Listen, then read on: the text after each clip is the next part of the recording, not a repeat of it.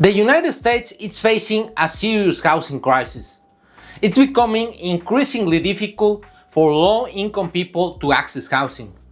As a real estate investor, you probably think it is too risky to rent to this group of people. But what if I tell you it's quite the opposite? With the assistance of the government, you can not only reduce rent defaults, but also tenant turnover, and even charge above market rents. This program is called Section 8, and in this video, I'm gonna teach you how it works, so stay tuned to find out. Okay, so let's see now how the Section 8 program works. So, the first thing to know is this is a program, a rent assistance program, only for low-income people. So most of the time, you will be investing in houses or multifamilies that they're in low-income areas, that are inside low-income areas, okay? Because even if the government pays the rent or most of the rent, these people have not much money because they have to put around 20%. So most of the times you will be investing in low-income areas, maybe middle-income areas, but most of the time in low-income areas, okay? This program approves the tenant with a voucher based on their income, okay? So based on their income and in other factors like number of childs and other things, they approve a voucher, and also they approve a voucher for a number of rooms, okay? So if you have more rooms in your house or in your multifamily, you will get tenants that get approved more money, okay? Because more rooms means more money for them, okay? So this is a pro with this program. The tenants are already pre-screened. You don't have to deal with the screening. If you will, you can screen your tenants, okay? But they are already pre-screened by the government, because the government has to be sure that there is no crime records on the income of the tenant, because they have to pay a part of the rent, so they verify the income. Most of them, I'm gonna be honest, they are not working, but they even receive some money from the government, from Social Security or something else, so they have to pay the other 20%. They don't give the voucher to people that they don't have any other income, because otherwise they will not pay the 20%. And 20% in low income areas, it's a very small portion, let's say $100 to $200 maybe. So that's not much money. So if they are in other government programs that gives them some money, like $1,000 a month, I don't know, they can pay the other part of the rent, okay? But they become pre-screened from the government, okay? So the other thing is the tenant pays part of the rent. This is not only free money from the government, because always the government asks the tenant to pay a part. This is about 20%, 30%, maybe 15%. The thing is they have to pay some part of the rent, okay? Because otherwise, I'm gonna tell you something.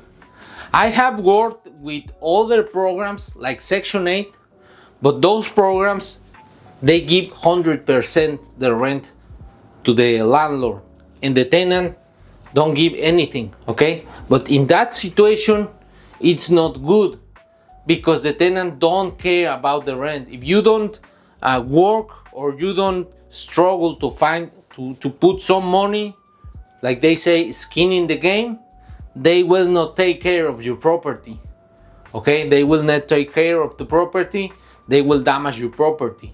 So I don't work anymore with those kind of programs because of that, okay? But Section 8, they always ask the tenant to pay for part of the rent, okay?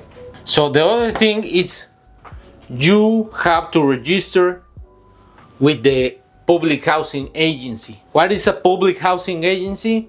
The government, this is Section 8, it's a federal government program.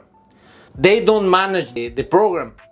They just authorize the public housing agencies that can be non-profits. They take those resources and then they manage and they approve the landlords and the tenants.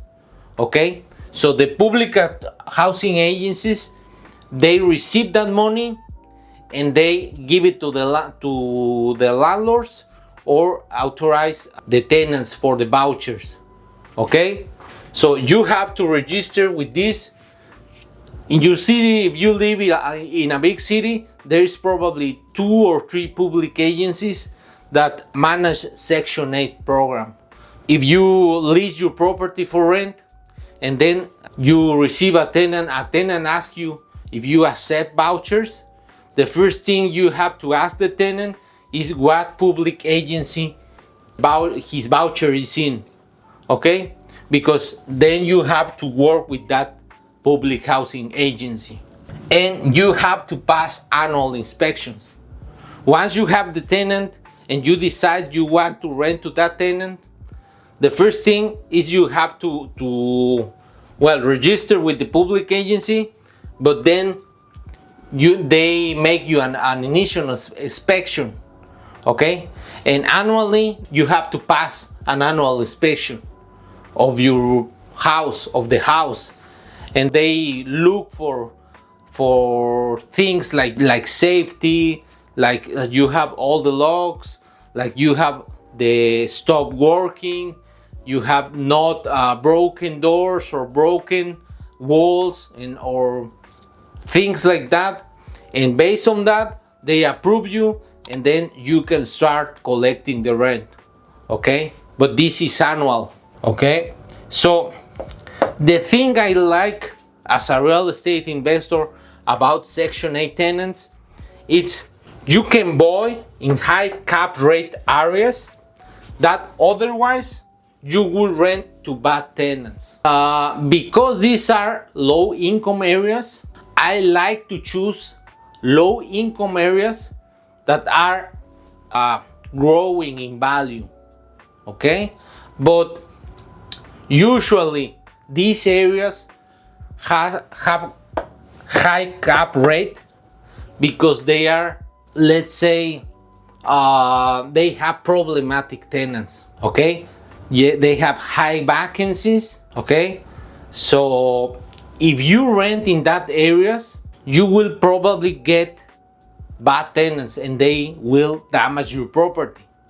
So that's why you need the help of the government to pay a big portion of the rent. Okay, but if you keep that property, let's say 5 years, and you did a good job choosing the location, that property in 5 years will appreciate, because usually I like to choose areas that are close to the downtown, that are gentrifying, raising in value. But raising in value for a property, it's a long-term game.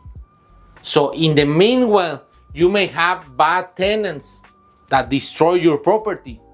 So if you want to invest in that areas that are raising in value, but in the meanwhile, you have to rent for bad tenants, your best option is Section 8. Okay? Because you buy with a high cap rate, you buy cheap, and then in 5 years, let's say, you sell high. Okay? So the last thing is you cannot rent whatever number you want. Okay? You have the public housing agencies, they have tables. Okay? They have tables, and they have, according to your zip code, they have approved a fair rent. Okay, so if you rent to Section 8 tenants, you must look first to that tables and look how much they approve based on the number in the zip code and the number of rooms. Okay, and you choose that number and you lease the property with that number. Usually that number you will see will be higher, that rent, than the market rent. So let's say the market rent in that area it's $1,000, then the table you will see maybe $1,400. Okay, so that's the good thing about Section 8. Okay, so in the next whiteboard I'm gonna show you an example of this. Okay, so let's try to understand this with an example. So here we have the same property with two scenarios. First scenario, it's market rents. Second scenario, Section 8 rents. Okay, the purchase price for the property is gonna be $100,000. So in this scenario, vacancy market will be 20%. Why? Because we are having tenants moving in and moving out and stop paying rent. Okay, so we are having a high vacancy here. Okay, so the market rents will be $1,100. Effective gross income, the rent times the months by 12 months, and the percentage of the time we have it rented out. So it will be 80% of the time because we have 20% vacancy. So the effective gross income will be $10,560, and then the net operating income. Okay, so we multiply this number by 60%. Why 60%?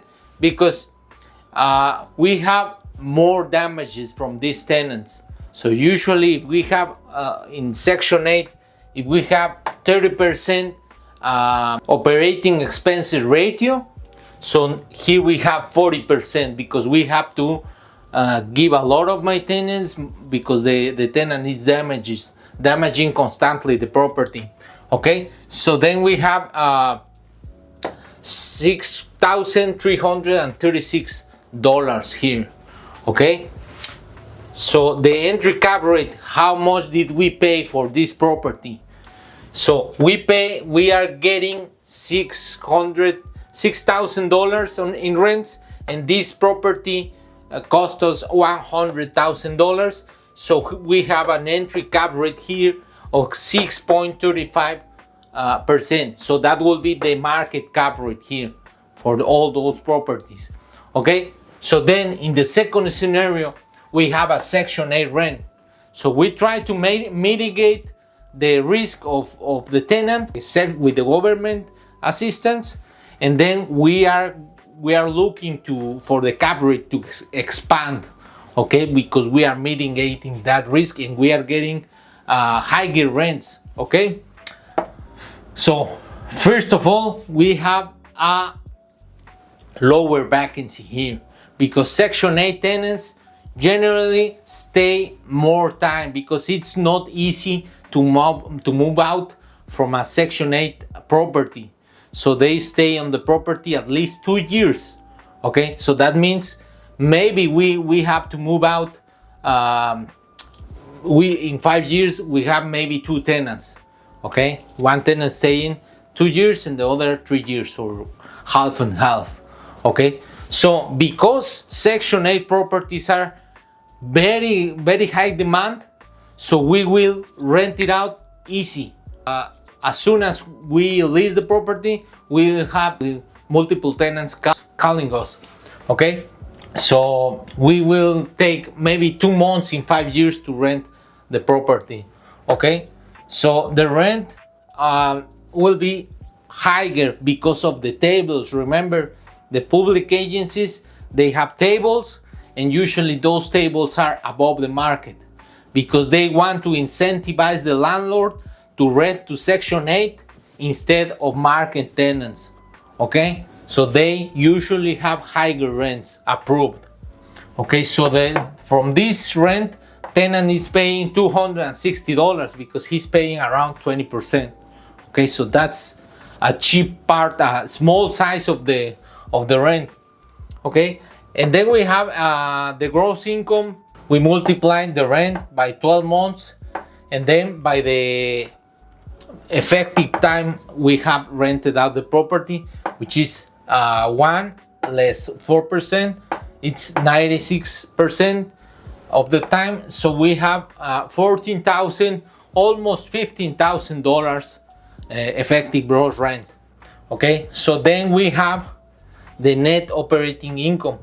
We multiply the same number by 70% now, because we have less expenses now. Okay, because the tenant, he doesn't want to lose his voucher. If he's a problematic tenant and we make an eviction because he damaged the property, he doesn't want that, because he will probably lose the voucher. Okay, so this is mostly a good tenant, so our operating expenses will be lower. So we end up with $10,483, okay, this time. So how much are we paying for that? How much is our cap rate? Okay, this is the interesting part, because now we are expanding the cap rate. So that means this is better investment for us than the market rents, because in the market, remember, it's 6.35%.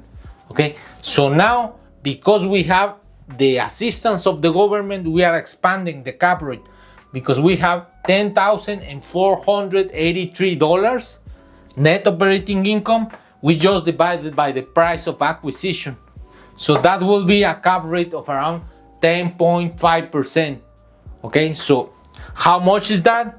Net operating income, how much is that difference? We have 10,500 here in the section 8, less the market net operating income, which is $6,300, and we end up with a difference of a little bit more than $4,000, which is 40% more. Okay, and we have the same way with the cap rate. We expanded from 6% to over 10%. So we made a better investment here. Okay, in this video I teach you how you can decrease your risk and increase your return on investment when investing in low income properties. What do you think? Would you invest in low income properties or with Section 8 vouchers? I would like to know. Leave your opinion on the comments. Thank you for watching this video. I guess you liked it because you are still there. So if you like it, give me a thumbs up. It helps me a lot. And if you want to keep watching videos like this, subscribe to my channel. That way you will be notified every time I upload a new video. If you want to start investing in commercial properties, but maybe you don't have the time or maybe the money to start in, you can join my exclusive investor club. I specialize in finding commercial real estate investment opportunities all over the US. And the best of all, my investors can start invest from $20,000. So if you want to join, just click on the link below. Thank you for watching the full video. I will see you on the next one. But first, I will leave you with 2 more videos here.